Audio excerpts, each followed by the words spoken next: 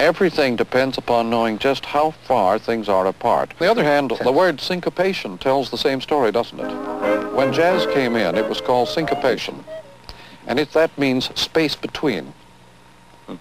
Jazz is a new world of tactile, involving art, tribal, non-linear, and non-visual, in which people are totally involved.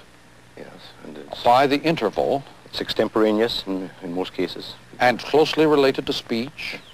The jazz, the word jaser in New Orleans French means to chatter, J-A-S-E-R.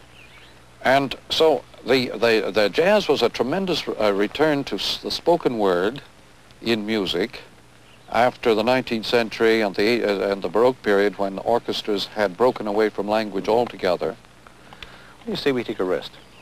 Take a little walk. Little interval? Yeah.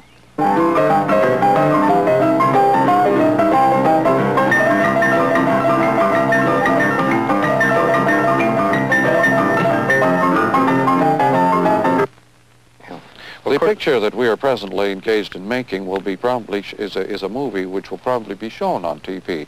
When it is shown on TV, will it be a movie or TV?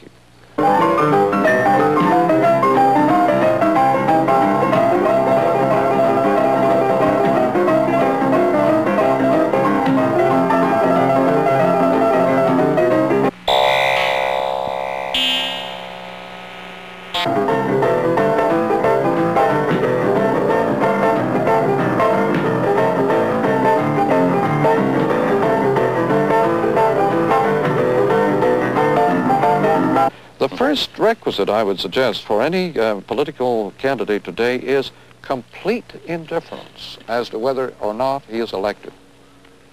This is necessary for his election or survival at all as an image. Cool. Yes. Involved. But once he starts sharpening up his point of view, his moral fervor, his drive and purpose in improving the world he lives in, he's finished.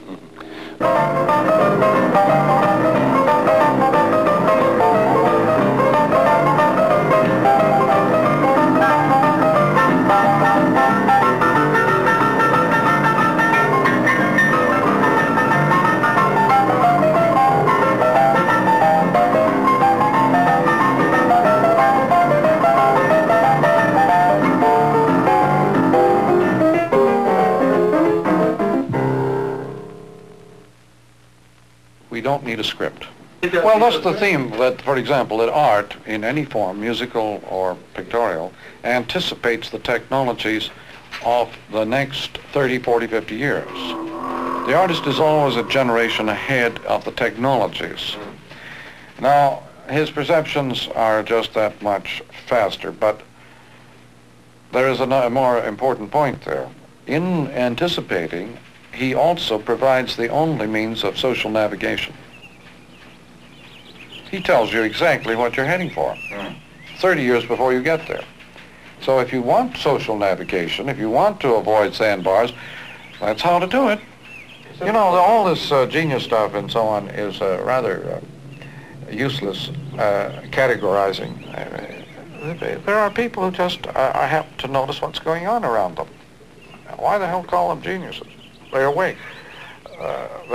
Most people would rather sleep it out. You know, normal people in normal situations tend to black out nearly the whole thing in the interests of comfort. Ordinary perceptions are deliberately deadened to permit life to be bearable. The artist is a sort of nut who's always trying to pep up perception. It really drives people crazy.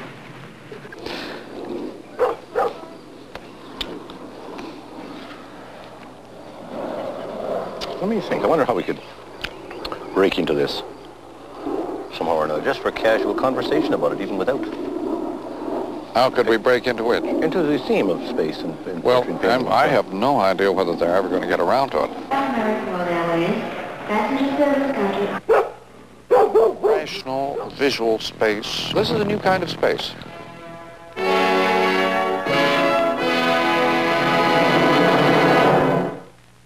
It's Like that wonderful novel by John Wayne called The Smaller Sky, in which a commuter who gets suddenly very fed up with traveling back and forth from a distant suburb to downtown London, England, actually, he suddenly is struck with the obvious idea, Paddington Station has everything. I'm going to move in there. All human services are available at Grand Central, including entertainment. They have an excellent movie theater. Why should one travel back and forth when you have an environment at the station itself which includes all human needs? This kind of discovery tends to dawn on people who have been hypnotized by the repetitive routines, but it also tends to dawn in an age in which people, electric age, in which people are suddenly disenchanted with the mechanical routines. The apple of the eye was thought of as a broadcasting center, which created your visual world. It put the visual world outside you. You made it inside and you broadcast it outside. That was done by the apple of the eye. They never thought of the visual world as coming in. Yeah, I'm talking now of ancient times, Greek times. The Hebrews used that phrase. Until the 18th century, no one ever, it never occurred to anybody that sight was something you received. Keep me in the apple of thine eye meant, please keep me in existence.